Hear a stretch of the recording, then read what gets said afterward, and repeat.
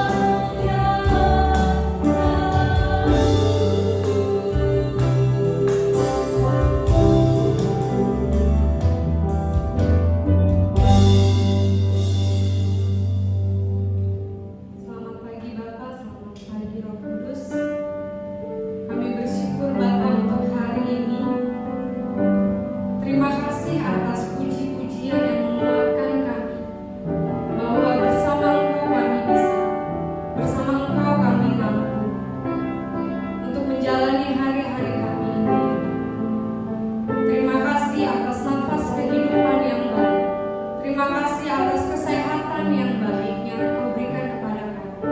Sehingga saat ini Bapa, kami semua boleh bersatu hati untuk kami memuji memuliakan nama-Mu ya Bapa. Kami bersyukur Bapa, jika saat ini, di waktu ini, Engkau memberikan kepada kami kesempatan untuk kami boleh beribadah, untuk kami boleh bersyukur atas setiap hal yang Engkau berikan kepada kami. Kami bersyukur Bapa, bahwa di dalam masa-masa ini kami senantiasa kuat, kami senantiasa mampu menjalani hari-hari kami. Walaupun secara kasat mata Bapa, harapan kami, rencana kami, semua merasa berantakan Bapa.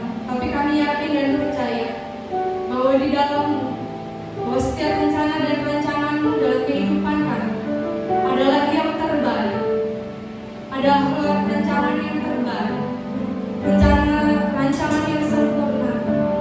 Kami bersyukur Bapa, terima kasih karena Engkau juga telah memberikan kesempatan dan kepercayaan bagi kami setiap pelayan untuk mengambil bagian dalam ibadah pagi hari ini ya Bapa.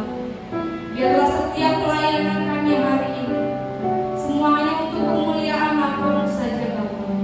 Biarlah setiap bakti kami hanya untuk meninggikan nama-Mu saja ya Bapa. Kiranya Kau berkati WL Singer, pemain musik, LCD proyektor, bahkan hamba-Mu Pendeta Dwi Kurniadi ya Bapa. Biarlah setiap firman yang boleh kami dengar hari ini dapat menjadi kekuatan bagi kehidupan kami, yang menopang kehidupan kami.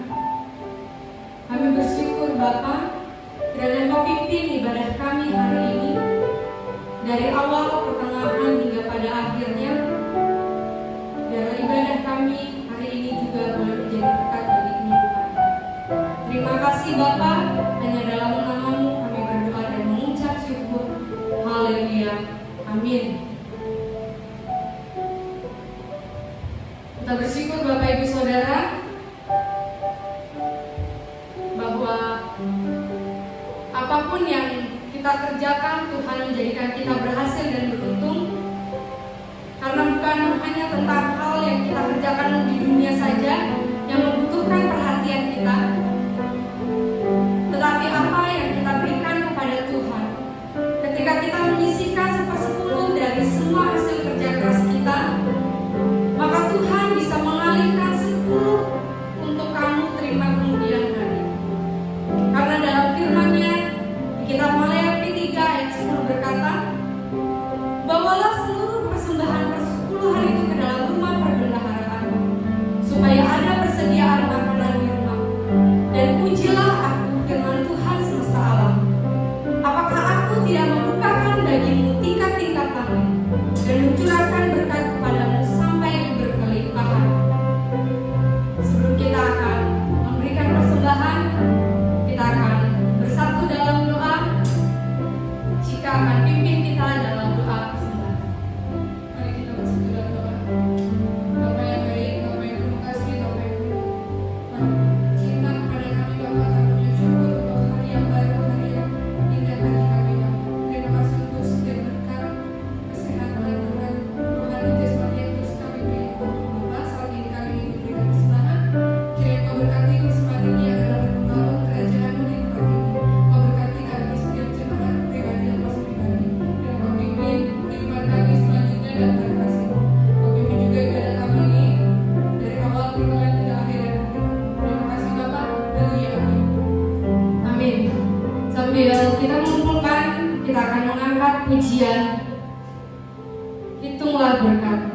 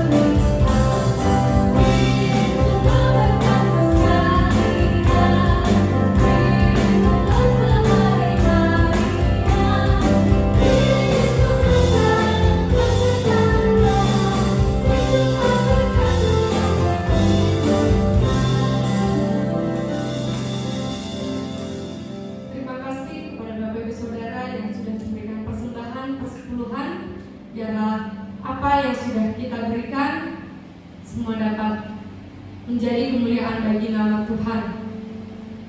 Kita akan mengangkat nyanyian penyerahan kita, berkati persembahanku.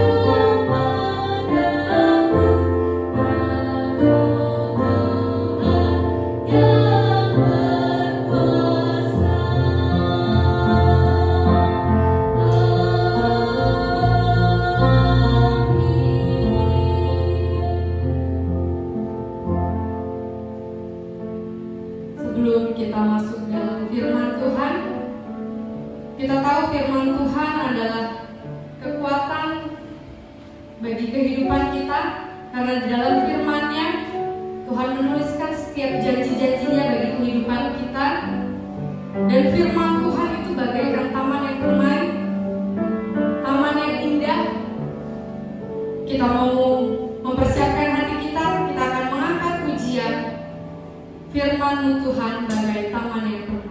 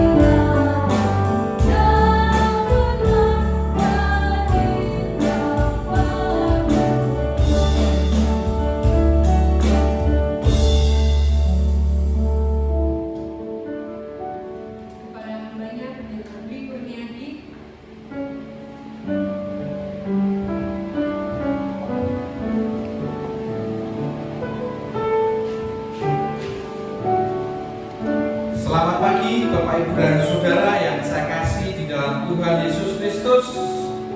Kiranya berkat Tuhan, perlindungan, anugerah, penyertaan Tuhan senantiasa menyertai Bapak Ibu dan Saudara. Kita mengucap syukur pada pagi hari ini kita dipertemukan kembali oleh Tuhan di dalam ibadah melalui channel YouTube. Kita memuji dan memuliakan nama Tuhan, serta pada saat ini menyiapkan diri untuk mendengarkan sabda kebenaran firman Tuhan. Mari sebelumnya kita akan tunduk kepala dan berdoa, bila Roh Kudus yang menolong kita mengerti, memahami akan kebenaran firman Tuhan. Mari kita berdoa. Bapa yang kami kasih dalam Kristus Yesus Tuhan, kami mengucap syukur kepadamu. Pada kesempatan pagi yang indah ini, kami boleh menghadap hadirat Tuhan bersama-sama dengan saudara kami seiman, walaupun di tempat yang berbeda, tetapi hati kami bersatu untuk memuji memuliakan nama-Mu. Dan kami yakin percaya ketika dua orang berkumpul di dalam nama Tuhan, Engkau ada, Engkau menyertai, Engkau mendengar dan memperhatikan kami. Terima kasih Bapa. Saat ini kami rindu mendengar suara-Mu ya Bapa. Kami menyediakan hati kami menyediakan pikiran kami menyediakan roh kami, dan biarlah kiranya pertolongan Roh Kudus-Mu akan memimpin, menolong, memberi kemampuan kepada kami untuk menangkap, memahami kebenaran firman Tuhan. Dan pakailah hamba-Mu dengan segala keterbatasan supaya nama Tuhan dipermuliakan. Terima kasih Bapa. Kami serahkan waktu ini, kami serahkan channel ini, dan kami serahkan hati pikiran roh kami. Di dalam nama Kristus Yesus Tuhan, kami berdoa kepada-Mu ya Bapa. Haleluya. Amin. Bapak Ibu Saudara yang saya kasih di dalam Tuhan Yesus Kristus, pada saat ini banyak orang merasa takut karena mereka ngeri dengan virus, dan kita tidak tahu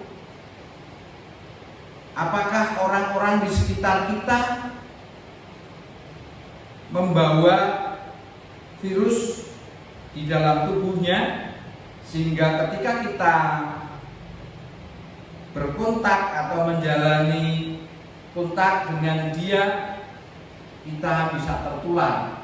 Apakah kita juga ada virus corona atau COVID-19 di dalam diri kita, sehingga kita dapat menjadi penyebab seseorang terinfeksi?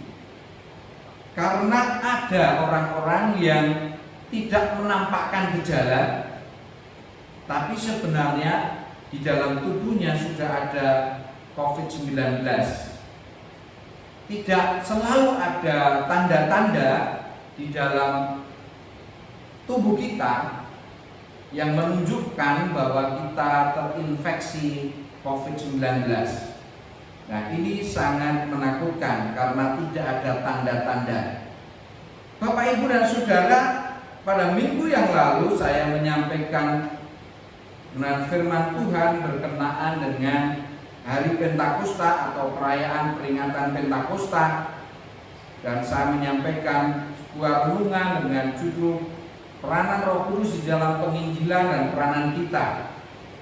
Nah, sekarang kita akan berbicara mengenai tanda-tanda orang yang dipenuhi oleh Roh Kudus. Kalau orang yang terinfeksi COVID bisa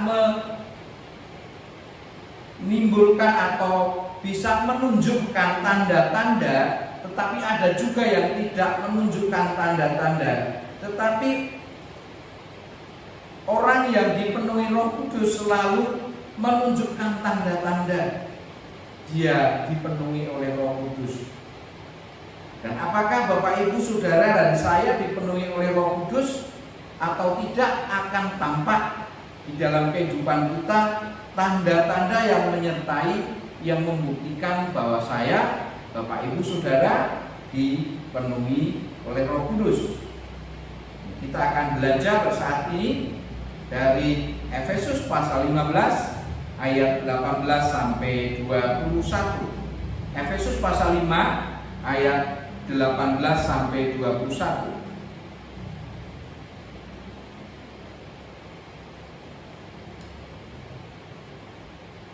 Di dalam ayat 18 sampai 21 di Efesus pasal 5 dikatakan demikian. Dan janganlah kamu mabuk oleh anggur, karena anggur menimbulkan hawa nafsu, tetapi hendaklah kamu penuh dengan Roh. Dan berkata-kata seorang kepada yang lain dalam mazmur, hidung puji-pujian dan nyanyian rohani. Bernyanyilah dan bersoraklah bagi Tuhan dengan segenap hati. Ucapkanlah syukur senantiasa atas segala sesuatu dalam nama Tuhan kita Yesus Kristus kepada Allah dan Bapa kita. Dan rendahkanlah dirimu seorang kepada yang lain di dalam takut akan Tuhan. Bapak, Ibu, dan Saudara yang saya kasihi, jadi ayat-ayat ini kita belajar bagaimana tanda-tanda, indikasi-indikasi seorang yang dipenuhi oleh Roh Kudus. Saya ulangi Bapak, Ibu, dan Saudara, bahwa setiap orang percaya sudah ada Roh Kudus di dalam dirinya. Cuman apakah Roh Kudus itu memenuhi seluruh kehidupan dia atau belum? Ini yang menjadi permasalahannya. Karena setiap orang yang mengaku percaya kepada Yesus Kristus sebagai Tuhan dan Juru Selamat, Roh Kudus bersemayam, Roh Kudus berdiam di dalam kehidupan orang percaya itu. Tetapi apakah saya, Bapak, Ibu, dan Saudara, memberi ruang, memberi kesempatan, memberi diri untuk dipimpin dan dipenuhi oleh Roh Kudus? Itu permasalahan yang lain. Ya, permasalahan yang lain. Nah, di dalam ayat 18 dikatakan di bagian B, ya, tetapi hendaklah kamu penuh dengan Roh Kudus. Tetapi hendaklah kamu penuh dengan Roh Kudus. Tapi hendaklah kamu selalu dipenuhi oleh Roh Kudus. Ya, tepatnya seperti itu. Selalu atau berulang kali, ya, dipenuhi oleh Roh Kudus. Jadi dipenuhi Roh Kudus itu bukan peristiwa sekali seumur hidup. Kalau Roh Kudus berdiam di dalam hidup kita itu sekali selamanya. Tetapi kalau dipenuhi atau dikuasai atau dikendalikan oleh Roh Kudus, itu bisa terjadi berulang-ulang, bergantung kepada respon kita terhadap kehadiran Roh Kudus di dalam hidup kita. Apa kita memberi ruang, memberi diri kita di setiap aspek, di setiap bagian ruang lingkup hidup kita mempersilahkan Roh Kudus memasuki, menguasai setiap ruang dari kehidupan kita. Nah, jika kita memberi diri kita, seluruh ruang kehidupan kita dikuasai, dikendalikan oleh Roh Kudus, maka Roh Kudus akan memenuhi hidup kita. Dan kita akan melihat tanda-tanda orang yang dipenuhi oleh Roh Kudus. Yang pertama ialah di dalam ayat 19 dikatakan, dan berkata-katalah seorang kepada yang lain dalam mazmur, kidung puji-pujian dan nyanyian rohani. Jadi seorang yang dipenuhi oleh Roh Kudus, kata-katanya itu sedap didengar. Kata-katanya itu penuh dengan hikmat dan bijaksana. Ketika berbicara kepada orang lain, dia dengan bijaksana mengeluarkan, memilih kata-kata yang keluar dari mulutnya. Dikatakan berkata-kata seorang kepada yang lain dalam mazmur. Perkataan yang indah. Mazmur adalah perkataan yang enak didengar. Ketika kita membaca mazmur, kita bisa melihat bagaimana mazmur itu ditulis dengan indahnya. Pemazmur atau penulis syair ini memilih kata-kata supaya kata-katanya itu enak didengar. Ya. Kata-katanya dipilih seperti pantun, ya, dengan gaya bahasa yang luar biasa indah. Maksudnya di sini ialah bahwa ketika kita berbicara, hendaklah kita memilih diksi atau kata-kata yang enak didengar. Kata-kata yang indah. Jangan sampai kita mengatakan kata-kata yang menyinggung orang lain, kata-kata yang tidak sepatutnya diucapkan oleh orang-orang yang percaya. Nah, orang yang dipenuhi oleh Roh Kudus, dia akan mengatakan perkataan yang indah, perkataan yang enak didengar. Di telinga itu tidak menyakitkan, tidak membuat merah telinga. Kalau orang tadinya marah-marah mendengar perkataan orang yang dipenuhi oleh Roh Kudus, dia langsung dingin, langsung tidak menjadi marah. Tetapi orang yang tidak dipenuhi oleh Roh Kudus, kata-katanya itu membuat orang menjadi jengkel, memancing amarah seseorang. Nah, mungkin dia mengatakan, mengungkapkan, mengeluarkan kata-kata seperti kata-kata kebun binatang, keluar semua, binatang-binatang di dalam kebun binatang dikeluarkan. Nah, ini membuat seorang menjadi mungkin tersinggung, pasti ya, menjadi marah, ya, sakit hati dan lain sebagainya. Tetapi orang yang dipenuhi dengan Roh Kudus, perkataannya itu adalah perkataan yang indah seperti Mazmur, ya. Jadi enak didengar, seperti pantun yang enak didengar, dan isinya tidak hanya intonasi, tidak hanya pilihan kata-kata yang seperti pantun, tetapi isinya enak diresapi, enak didengarkan. Kemudian juga mengungkapkan kata-kata yang penuh dengan puji-pujian. Jadi orang yang dipenuhi Roh Kudus itu suka memuji orang lain, suka memuji orang lain.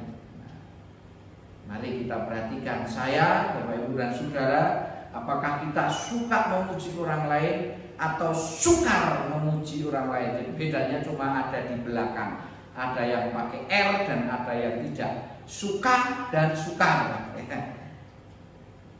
Kadang-kadang saya sukar memuji orang lain. Nah, ini berarti kita perlu terus memberi diri kita untuk dipenuhi, dikuasai, dikendalikan oleh Roh Kudus. Ya, dengan bukti kita suka memuji orang lain. Orang lain itu suka kalau dipuji. Kita juga suka kalau dipuji. Jadi kata-kata kita membuat orang lain menjadi suka, membuat orang lain menjadi senang. Nah, kiranya mari kita berlomba-lomba untuk memuji kebaikan orang lain. Jangan kita memuji dengan tidak tulus. Memuji dengan tidak tulus itu apa? Menyampaikan pujian tetapi tidak sesuai dengan realitas. Oh, rambutmu indah sekali, padahal rambutnya sedang awut-awutan, nggak disisir, nggak diikat, berantakan, tapi kita bilang, oh rambutmu indah sekali. Itu namanya bukan memuji, tapi mengolok-olok. Jadi memuji itu adalah menyampaikan sebuah realitas. Jadi itu pujian yang tulus. Kalau baik, katakan baik. Nah, itulah pujian yang tulus. Bapak, Ibu dan Saudara, selain di dalam ayat 19 tadi suka memuji, perkataannya indah, juga perkataannya itu mengandung nilai-nilai kebenaran rohani. Dikatakan di sini di dalam bagian terakhir ayat 19 dikatakan bagian A ya. Dikatakan demikian. Dan berkata-katalah seorang kepada yang lain dalam mazmur, kidung pujian dan nyanyian rohani. Nyanyian rohani. Jadi kata-katanya itu berisi kebenaran rohani. Ya. Udah dalam perkataan yang indah, yaitu nyanyian, tapi juga bukan nyanyian sembarangan. Nyanyiannya nyanyian rohani, memiliki kebenaran-kebenaran rohani yang dikatakan itu sesuai, sejalan, searah dengan firman Tuhan. Nah, inilah orang yang dipenuhi Roh Kudus. Kalau berkata-kata tidak asal berkata, tetapi ada nilai-nilai rohani yang diucapkannya dengan indah, enak didengar. Nyanyian itu pasti enak didengar. Jadi kata-kata rohani bisa itu adalah kata-kata rohani, tapi bisa juga kata-kata rohani itu disampaikan dengan intonasi mungkin yang tidak enak. Ya. tetapi di sini nyanyian rohani, berarti disampaikan dengan enak dan konten atau isi dari kata-kata itu bernilai kebenaran rohani. Ya, ini luar biasa. Seorang yang dipenuhi Roh Kudus kalau berkata-kata tidak sembarang berkata-kata, tidak sembarang ngomong, tidak asgun, tidak asal bunyi, tidak asal ucap, tetapi ada kebenaran rohani yang disampaikan. Ini sungguh luar biasa. Jadi ini tanda yang pertama, kata-katanya adalah kata-kata yang bijaksana terhadap orang lain. Kemudian yang kedua, orang yang dipenuhi oleh Roh Kudus itu suka memuji dan menyembah Tuhan. Di dalam bagian terakhir ayat 19, bernyanyilah, bersoraklah bagi Tuhan dengan segenap hati. Jadi kesukaannya adalah menyanyi, bangun tidur menyanyi, di kamar mandi menyanyi, ketika berjalan menyanyi, memuji nama Tuhan. Dikatakan bernyanyi dan bersoraklah bagi Tuhan. Nah, Bapak Ibu dan Saudara yang saya kasih, banyak orang bersuara bagus, bersuara indah. Mereka tampil, ya, mungkin di gereja, mungkin di persekutuan doa, di PD, atau di mana saja mereka menyanyi, memuji, ya, nyanyian rohani, tetapi ya, kadang-kadang yang terjadi bukan menyanyi untuk memuji Tuhan, bukan bersorak bagi Tuhan, tapi menyanyi untuk memuji diri sendiri. Nah, ini jangan sampai, ya. Jadi tetapi orang yang dipenuhi oleh Roh Kudus bukan bernyanyi untuk memuji diri sendiri, untuk memperoleh kebanggaan, untuk memperoleh pujian, untuk memperoleh sanjungan, tetapi dia bernyanyi untuk siapa? Bernyanyi untuk Tuhan, bernyanyi bagi Tuhan. Bagi Tuhan. Kadang-kadang ada orang-orang yang bernyanyi, Bapak Ibu dan Saudara, tapi bernyanyinya tidak dilakukan dengan segenap hati. Katanya bernyanyi untuk Tuhan, tetapi tidak dilakukan dengan segenap hati. Di dalam ayat 19 ini, bernyanyilah dan bersoraklah bagi Tuhan dengan segenap hati. Ya. Kenapa saya berkata mereka bernyanyi memuji Tuhan, tetapi tidak dengan segenap hati? Kadang-kadang ketika bernyanyi syairnya salah, tetap aja dinyanyikan. Nah, itu berarti tidak dengan segenap hati. Karena ketika bernyanyi tidak dipikirkan, tidak disadari syair atau lirik dari lagu yang sedang dinyanyikan. Kadang-kadang lagunya itu salah, lagunya tidak tepat, atau liriknya, maksud saya, liriknya tidak pas, liriknya tidak tepat, ya, tetapi tetap dinyanyikan karena tidak dilakukan dengan segenap hati. Ketika dilakukan dengan segenap hati, maka lirik yang diucapkan itu akan dipikirkan dan akan dirasakan, apakah ini cocok, apakah ini dalam rangka memuji Tuhan. Kadang-kadang kita asal nyanyi, tidak dimasukkan dalam hati, asal nyanyi saja, sehingga ketika syairnya atau liriknya salah, kita tidak tahu kalau itu salah, tidak menyadari kalau itu salah liriknya.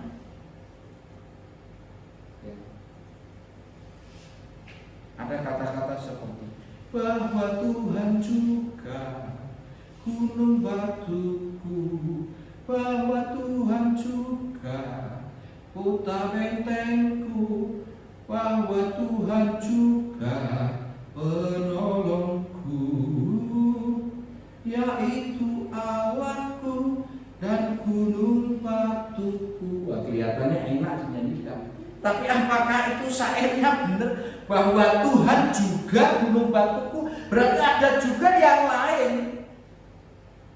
Ya.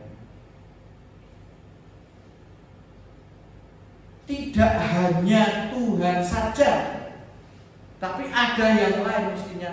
Hanya Tuhan saja gunung batuku, hanya Tuhan saja kota bentengku. Tapi bahwa Tuhan juga gunung batuku, yang lain juga gunung batuku. Nah itu kan, dari secara makna, secara arti salah, tapi kita nggak ngerti kita nyanyikan saja.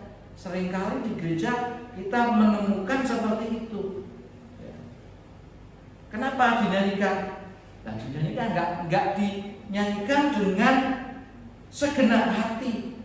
Kalau dinyanyikan dengan segenap hati, itu syair itu kok tidak pas. Bahwa Tuhan juga gunung batuku.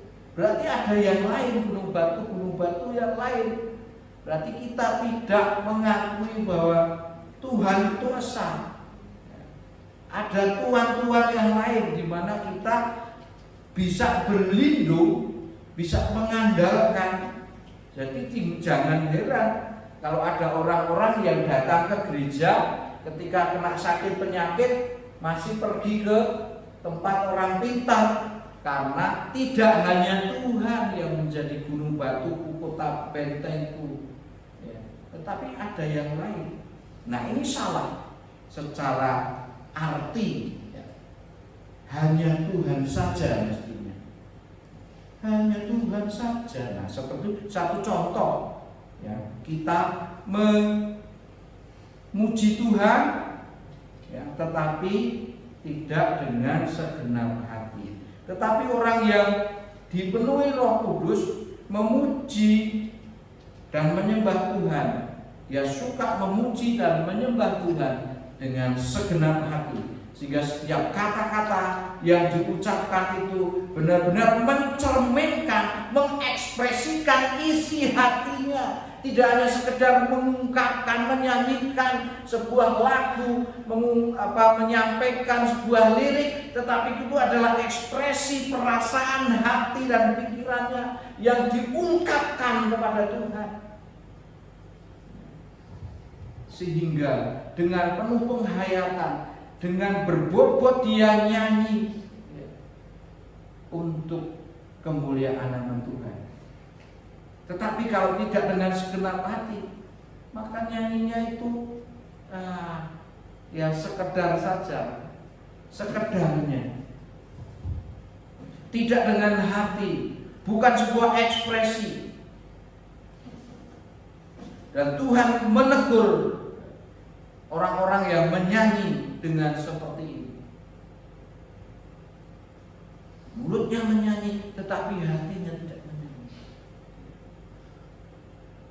Kelihatannya menjalankan ritual keagamaan, tetapi sebenarnya tidak ada di dalam hatinya untuk sungguh-sungguh menghormati, memuji, menyembah Allah. Tapi orang yang dipenuhi Roh Kudus, dia dengan kesadaran yang penuh merendahkan diri, memuji, mengagungkan nama Tuhan dan menyembah Tuhan dengan segenap hati. Nah, kiranya kita terus belajar menyembah Tuhan dengan segenap hati, dan itu menjadi sebuah kesukaan. Sebuah kesukaan yang dilakukan terus. Kalau tidak dilakukan, ada sesuatu yang mengganjal, yang kurang di dalam hidupnya di hari yang sedang dijalani. Kalau hari ini kita tidak memuji dan menyembah Tuhan, hari ini ada sesuatu yang kurang, dan itu akan mengganggu di dalam hidup kita. Itulah ciri orang yang dipenuhi oleh Roh Kudus. Dia suka memuji dan menyembah Tuhan dengan segenap hati. Nah, orang yang dipenuhi oleh Roh Kudus itu menurut ayat 20, ucapkanlah syukur senantiasa atas segala sesuatu dalam nama Tuhan kita Yesus Kristus kepada Allah Bapa. Jadi orang yang dipenuhi Roh Kudus selalu mengucap syukur. Apapun yang terjadi, dia selalu bersuka cita dan mengucap syukur. Dikatakan dalam Filipi 4 ayat 4, bersukacitalah senantiasa. Sekali lagi dikatakan bersukacitalah di dalam Tuhan. Ya. Bapak, Ibu dan Saudara, sukacita kita tidak dipengaruhi oleh situasi yang ada di luar diri kita, tetapi sukacita kita itu ada dari dalam hati kita. Orang yang dipenuhi oleh Roh Kudus itu orangnya suka bersyukur dalam segala situasi. Dia bersyukur, dia memuji Tuhan, dia mengucap syukur kepada Tuhan bahwa Tuhan itu baik. Apapun yang terjadi, Tuhan itu baik. Karena dia sudah menerima satu pemberian yang paling besar di dalam hidupnya, yaitu keselamatan, kerajaan surga, persekutuan dengan Tuhan Yesus Kristus. Itu melebihi dari segala-galanya. Orang yang penuh dengan Roh Kudus ketika menjalani kehidupan itu penuh sukacita, penuh ucapan syukur. Kenapa? Sudah menerima hal yang paling berharga di dalam hidupnya, yaitu menerima Yesus Kristus sebagai Tuhan dan Juru Selamat. Itu adalah hal yang paling berharga dari apapun juga. Dari apapun juga, menerima Yesus Kristus adalah menerima pemberian yang paling besar. Paling besar. Kembali saya katakan bahwa Allah memberikan putranya yang tunggal, Yesus Kristus, untuk manusia, untuk dunia ini. Itu adalah pemberian yang terbesar. Tidak ada seorang pun yang rela memberikan anaknya kepada orang lain, apalagi orang yang memusuhi dirinya. Tetapi Allah yang Maha Kasih itu memberikan Yesus Kristus kepada orang-orang yang berdosa, orang-orang yang selalu melawan Dia. Bukankah itu satu pemberian yang terbesar? Dan ini cukup membuat seseorang yang dipenuhi oleh Roh Kudus mengucap syukur karena sudah menerima pemberian dari Allah Bapa, pemberian yang terbesar, yaitu Yesus Kristus. Dan Yesus Kristus sudah memberikan pemberian yang terbesar bagi saya dan saudara, sehingga tidak ada sesuatu apapun yang dapat membuat kita bersedih, tidak bersyukur, karena kita menerima pemberian yang terbesar, yaitu apa? Kehidupan kekal. Bukankah sekarang ini banyak orang berusaha untuk mempertahankan hidupnya? Bukankah setiap orang rela melakukan apa saja yang penting bisa hidup? Bahkan ada orang yang rela bunuh diri untuk memperoleh kehidupan kekal, kerajaan surga. Dan Yesus Kristus rela memberikan nyawanya supaya kita hidup. Nyawa seseorang adalah hal yang paling besar di dalam kehidupan. Orang bisa menjual harta benda, bahkan harta bendanya gak cukup berhutang, yang penting dia selamat, tidak mati. Nyawa adalah hal yang paling penting dan berarti dalam kehidupan ini. Dan Yesus memberikan nyawanya untuk saya dan saudara, sehingga orang yang penuh dengan Roh Kudus selalu mengucap syukur, karena hal apapun di dalam dunia ini yang dialami tidak melebihi pemberian, yaitu Yesus Kristus. Tidak akan melebihi pemberian dari Allah Bapa dan dari Tuhan kita Yesus Kristus. Penderitaan, kesengsaraan itu tidak seberapa. Kesulitan hidup itu bukan apa-apa ketika kita menyatu dengan Tuhan Yesus Kristus, yang adalah terkemuka di dunia dan di akhirat, adalah orang yang paling nomor satu di bumi maupun di surga, orang yang paling berkuasa di bumi maupun di surga. Ketika kita memiliki persekutuan dengan Tuhan Yesus Kristus, pribadi yang berkuasa di bumi dan di surga, mau apa lagi? Apalagi yang melebihi dari itu semua? Tidak ada. Sehingga Bapak Ibu dan Saudara, kehidupan orang yang dipenuhi Roh Kudus mengucap syukur karena segala sesuatu sudah diserahkan kepada Roh Kudus, dipimpin oleh Roh Kudus, dan semuanya diabdikan kepada Tuhan Yesus Kristus. Jadi segala sesuatu yang terjadi di dunia ini, apapun juga, kesedihan, penderitaan, aniaya, tidak dapat menghilangkan sukacita dan ucapan syukur kepada Allah. Ada seorang yang naik perahu, kemudian perahunya dia hantam ombak dan dia terdampar di sebuah pulau. Dan dia berdoa kepada Tuhan, "Oh Tuhan, biarlah kiranya Kau mengirimkan kapal untuk menolong saya." Dia berdoa berhari-hari tapi kok tidak ada kapal. Dia mulai protes kepada Tuhan, "Bukankah aku sudah melayani Engkau? Bukankah aku mengikut Engkau dengan setia? Tapi kenapa kok belum ada orang yang datang dengan kapalnya untuk menolong saya?" Kemudian dia membangun sebuah gubuk untuk dia berteduh. Selama ini dia berteduh di bawah pohon. Dia mulai membangun dengan segala yang dia punya pengetahuan, dengan alat-alat, dengan tenaga yang dia punya. Dia membangun sebuah gubuk untuk dia bernaung dari terik panas matahari dan dinginnya malam. Dia senang sudah ada bangunan ini. Ketika malam dia menyalakan api untuk menghangatkan diri, pagi dia matikan dan dia mencari makanan.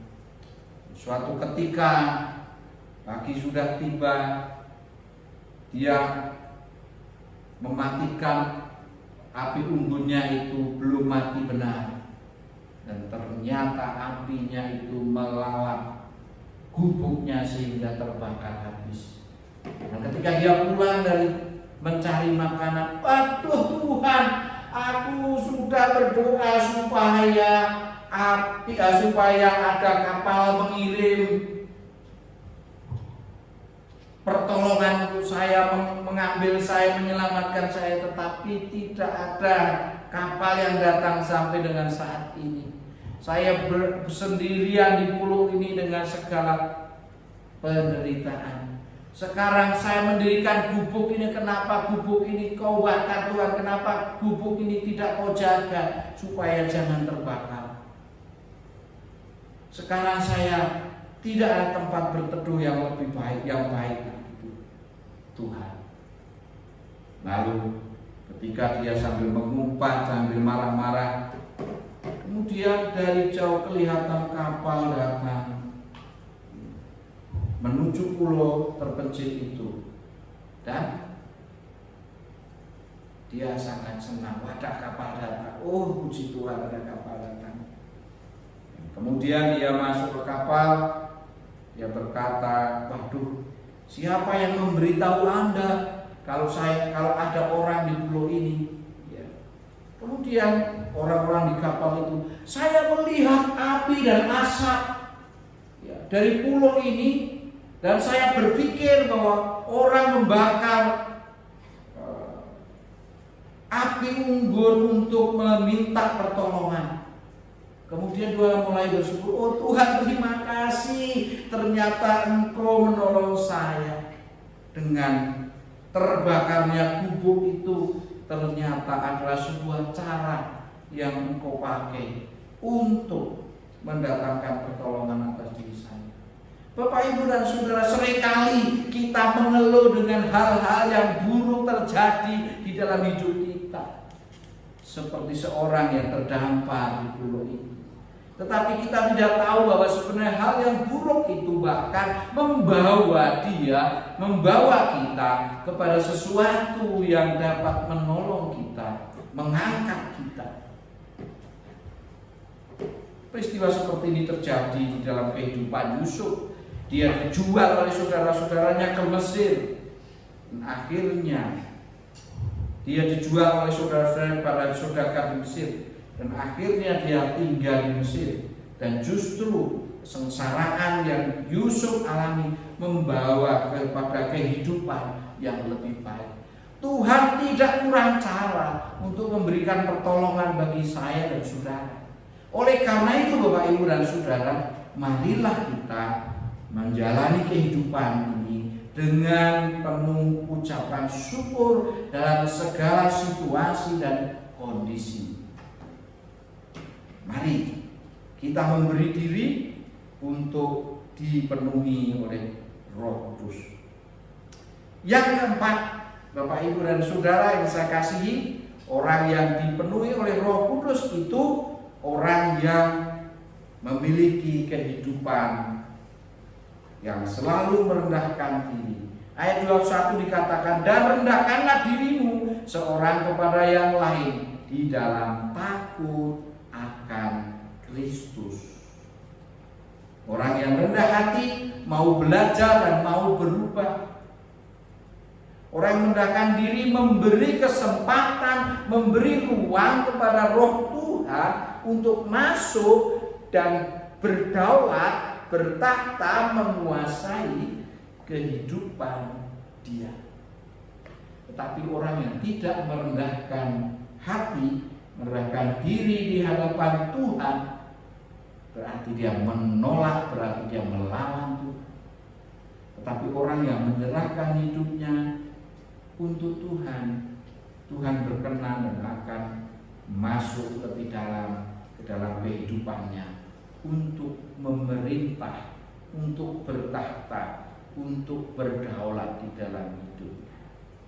Bapak Ibu dan Saudara yang saya kasih di dalam Tuhan Yesus Kristus, sebaiknya kita menjadi pribadi-pribadi yang begitu jelas perbedaannya antara kita dengan orang dunia.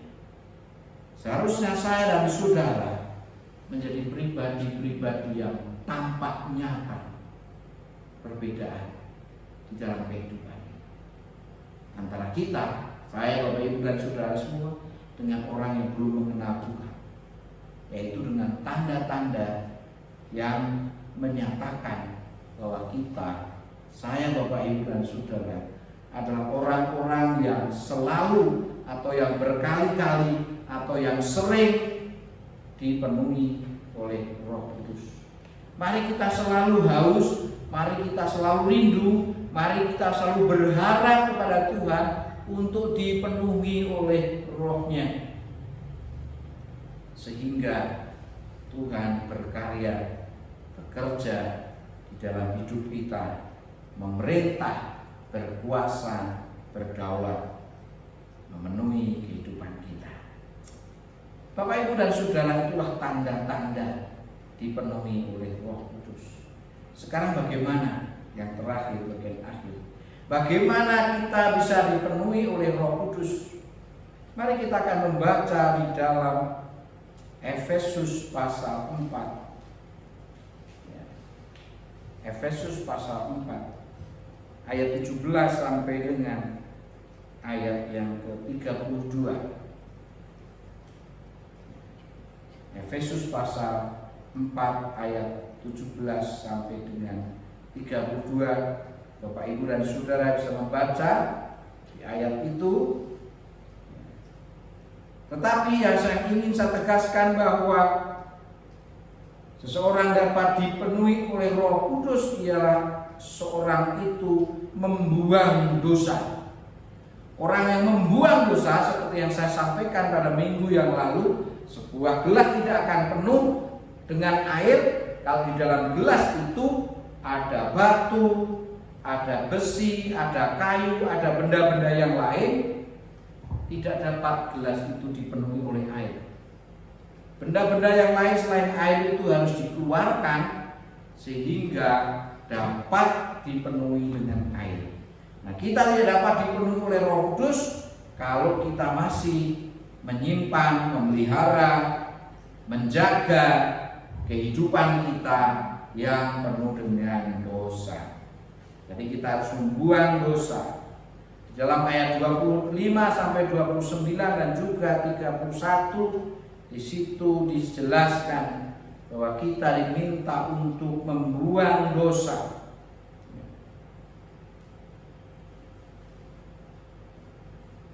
Karena itu buanglah dusta dan katakanlah benar seorang kepada yang lain, karena kita adalah sesama anggota. Apabila kamu menjadi marah, janganlah kamu berbuat dosa. Janganlah matahari terbenam sebelum amarahmu, sebelum padam amarahmu. Jadi banyak hal yang harus dibuang di dalam kehidupan kita supaya kita dipenuhi oleh Roh Kudus.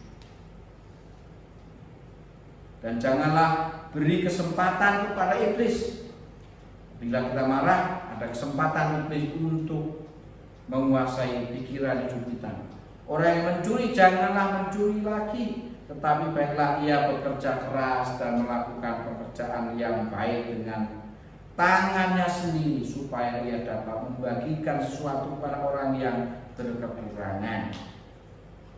Janganlah ada perkataan kotor keluar dari mulutmu, tetapi pakailah perkataan yang baik untuk membangun di mana perlu, supaya mereka yang mendengarnya beroleh kasih karunia. Luar biasa. Segala kepahitan, kegeraman, kemarahan, pertikaian dan fitnah hendaklah dibuang dari antara kamu. Demikianlah pula segala kejahatan. Jadi banyak hal yang harus kita buang. Jadi membuang dosa memungkinkan Roh Kudus memenuhi hidup kita. Kembali saya katakan, Roh Kudus adalah Roh Suci yang tidak berkenan, tidak mau tinggal di dalam kehidupan kita yang ada kotoran-kotoran, yang ada dosa-dosa. Tuhan mau dosa-dosa dibuang karena Dia adalah pribadi yang suci, yang tidak berkenan adanya dosa. Yang kedua, Bapak Ibu dan Saudara yang saya kasihi, yang kedua, bagaimana dipenuhi Roh Kudus, yaitu tidak mendukakan Roh Kudus. Tidak mendukakan Roh Kudus. Jadi jangan sampai kita mendukakan Roh Kudus. Tapi marilah kita, Roh Kudus menjadi senang ketika tinggal di dalam hidup kita. Tidak mendukakan, tapi menyukakan Roh Kudus. Di dalam ayat 30 dikatakan, dan janganlah kamu mendukakan Roh Kudus Allah yang telah memeteraikan kamu menjelang hari penyelamatan. Jadi jangan sampai Roh Kudus yang sudah tinggal di dalam hidup kita itu menjadi sedih, menjadi berduka. Ya. Roh Kudus tidak kerasan, Roh Kudus tidak nyaman ketika hal-hal yang seharusnya kita buang, ketika hal-hal yang tidak berkenan kepada Allah kita lakukan. Roh Kudus tidak berkenan dan Roh Kudus berduka. Ya. Kemudian yang ketiga, jangan memadamkan Roh Kudus. Roh Kudus sering membakar hidup kita, memberi semangat kepada hidup kita, memberi energi kepada hidup kita untuk kita melakukan segala sesuatu, tetapi seringkali kita memadamkan. Sudahlah, jangan, tidak usah, tidak perlu itu. Ketika kita disuruh melayani, ketika kita disuruh terlibat di dalam pelayanan apapun juga, di dalam gereja, di tengah-tengah masyarakat, di sekolah, di pekerjaan, tapi Allah udah nggak perlulah buang-buang waktu, bikin capek, gitu. Banyak pengorbanan, hanya waktu, tenaga, pikiran, duit juga kadang-kadang harus dikorbankan. Udahlah, nggak usah. Ketika Roh Kudus menyemangati, ketika Roh Kudus memberi dorongan, kepada kita untuk melakukan pelayanan itu, dalam hati kita nggak usah. Ketika kita memadamkan Roh Kudus, maka Roh Kudus tidak merasa nyaman, tidak sukacita, tidak senang. Oleh karena itu, setiap hal yang Roh Kudus kehendaki harus kita lakukan. Itu namanya tidak memadamkan roh, tetapi menanggapi, meresponi akan kehendak dan perintah Roh Kudus.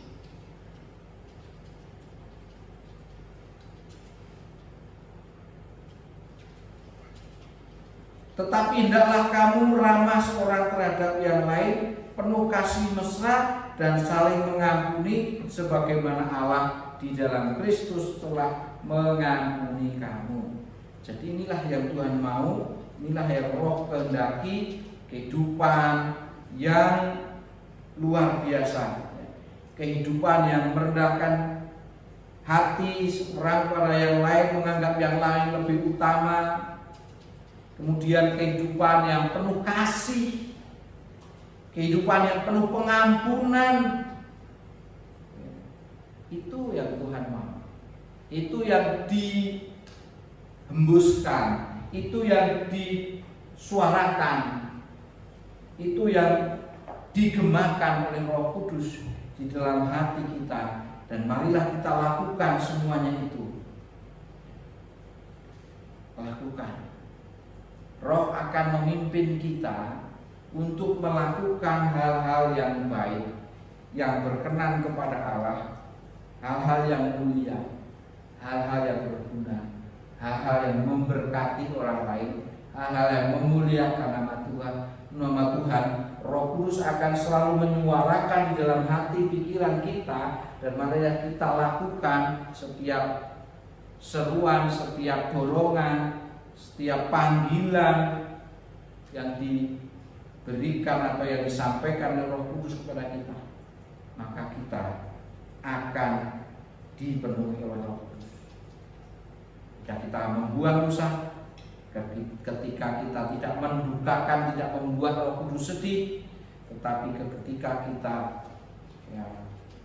melakukan kehendak Allah, kehendak Roh Kudus, tidak memadamkan tapi justru melakukan apa yang Dia kehendaki, maka Roh Kudus akan semakin menguasai, semakin mendapat tempat di dalam hati dan hidup kita. Marilah Bapak Ibu dan Saudara, mari kita berlomba-lomba membuka hati kita, mempersilahkan Roh Kudus untuk memasuki relung-relung hati kita, ruang-ruang hidup kita yang selama ini kita sekat, selama ini kita tembok, selama ini kita lindungi supaya Roh Kudus tidak bisa masuk. Tetapi sekarang kita buka tembok-tembok, sekat-sekat itu, dan biarlah Roh Kudus masuk ke seluruh aspek, ke seluruh bidang, ke seluruh bagian kehidupan kita. Mari kita buang segala dosa, segala hal yang memenuhi ruangan hati kita yang tidak berkenan kepada Allah, dan buat Roh Kudus bersukacita, sukacita, senang tinggal berdiam di dalam kehidupan kita. Mari, akhirnya kita akan menunjukkan tanda-tanda sebagai pribadi-pribadi yang dipenuhi, dikuasai, dikendalikan oleh Roh Tuhan di dalam hidup kita. Jika kita membuka semua bidang, semua hal kehidupan kita, mari kita tunduk kepala dan kita berdoa. Bapak, Ibu dan Saudara yang saya kasihi, saya mengajak Bapak, Ibu dan Saudara untuk berdoa, merenungkan kebenaran firman Tuhan. Apa yang sudah kita dengar pada saat ini, marilah kita perhatikan, yaitu Tuhan ingin supaya kita menunjukkan tanda-tanda bahwa kita adalah pribadi-pribadi yang dikuasai, yang dipenuhi Roh Kudus. Bila tanda-tanda itu belum nyata, belum jelas dalam hidup kita, hidup saya dan Bapak Ibu Saudara, marilah kita membuka hati, membuka diri, supaya Roh Kudus lebih leluasa memasuki relung-relung kehidupan kita, memasuki bidang-bidang kehidupan kita, memasuki bagian-bagian di dalam kehidupan kita yang selama ini kita kuasai, selama ini kita kendalikan, selama ini kita tidak membiarkan satu pribadi pun mengerti, melihat, atau masuk di dalam bagian-bagian hidup kita itu. Mari mulai saat ini membuka diri untuk Rohnya bekerja, berkarya, mengubah kehidupan Bapak Ibu, Saudara dan saya, supaya Dia berdaulat atas hidup kita. Mari kita berdoa, menyerahkan hidup kita untuk dikuasai oleh Tuhan. Bapa yang kami kasih dalam Kristus Yesus, kami datang kepada Bapa. Biarlah kiranya dengan pertolongan kuat kuasa dari Tuhan kami Yesus Kristus, kami membuka hidup kami untuk dilihat oleh Engkau Tuhan, untuk dikoreksi, untuk dibenarkan, sehingga kami boleh dikendalikan, dikuasai oleh Roh Tuhan.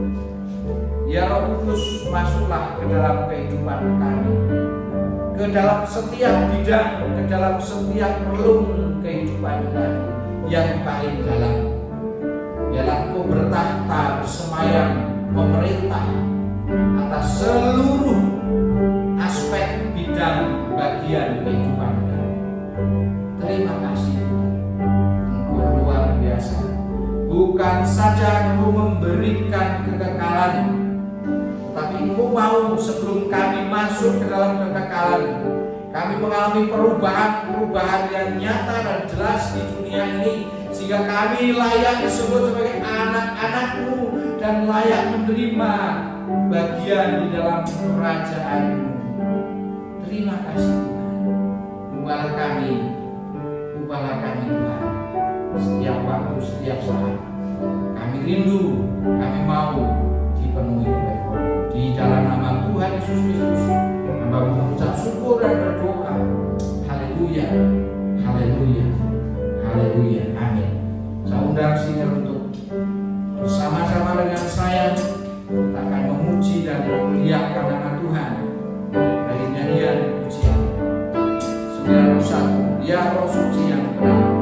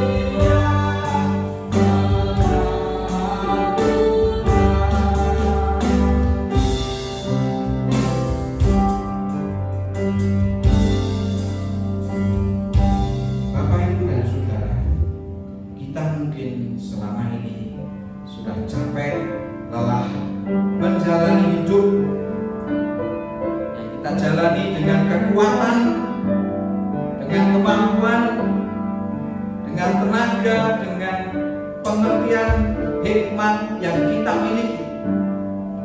Kita berusaha untuk menjalani hidup ini. Kita berusaha mengatasi segala sesuatu dengan kekuatan kita. Tapi tibalah saatnya bagi kita untuk pulang, untuk kembali kepada yang ilahi, yaitu Roh Suci. Kita mempersilahkan, kita menyediakan diri, kita memberi diri, membuka diri dalam segala aspek, segala bidang, segala hal di dalam hidup kita. Biarlah Roh Tuhan yang menuntun, yang memimpin langkah-langkah kehidupan kita, sehingga ketika kita menjalani kehidupan ini kita tidak capek, kita tidak lelah, kita tidak penat, karena Tuhan yang memerintah, yang bertahta, yang berdaulat, yang menguasai, yang memenuhi kehidupan kita. Mari kita mengucap syukur kepada Tuhan, kita serahkan hidup kita kepada Dia, karena Dia memberkati kita, memimpin, menolong kita. Mari kita berdoa. Bapa yang kami kasih dalam Kristus Yesus, kami mengucap syukur kepada-Mu ya Bapa, karena kasih-Mu yang begitu besar atas kami. Engkau begitu peduli atas hidup kami. Kami menyadari selama ini kami menjalani hidup dengan kekuatan kami sendiri, dengan kemampuan kami sendiri. Nah, tiba saatnya kami pulang kepadamu, kembali kepadamu. Biarlah Engkau yang menuntun, memimpin langkah-langkah hidup kami. Kami menyerahkan, kami membuka hati pikiran roh kami membuka diri untuk dipenuhi, dikuasai oleh Roh-Mu. Biarlah Roh Tuhan yang berdaulat atas hidup kami. Terima kasih Bapa, kesediaan-Mu, kerelaan-Mu, kesempatan yang selalu Kau berikan untuk kami kembali berpulang kepada-Mu, kepada hakikat kehidupan kami. Terima kasih Bapa. Kami sebentar lagi akan mengakhiri ibadah ini, dan biarlah kiranya berkat-Mu menyertai kehidupan kami. Biarlah kiranya ya Allah Bapa, rahmat-Mu menyertai kami. Biarlah kiranya kekuatan dan pertolongan dari Tuhan kami Yesus Kristus menyertai kami. Biarlah kiranya persekutuan, pimpinan, karunia, dan penghiburan persekutuan Roh Kudus menyertai kami. Terima kasih ya Bapa. Bapak, Ibu, dan Saudara, terimalah berkat dari Tuhan. Tuhan memberkati engkau dan melindungi engkau. Tuhan menyinari engkau dengan wajah-Nya dan memberi kasih karunia. Tuhan menghadapkan wajah-Nya kepadamu dan memberi engkau damai sejahtera.